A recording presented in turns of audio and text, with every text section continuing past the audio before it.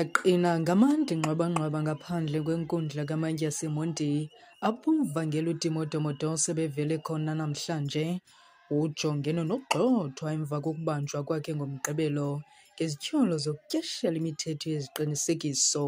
Isithethe segunyabantu lezotshutshiso NPA uXolo Tyali usinika ingxelo ngeli tyala. Isicelo sokuinkundla ibe yenza i-order deportation njengokulandela imigaqo ye-Immigration Act. Nalapho nxa umuntu kuthe wafunyanwa elapha elizweni noma usemthethweni iye athunyelwe enkundleni ibe inkundla kangokethatha isigqibo ukuba angabe kwi-order ekaphuma phela.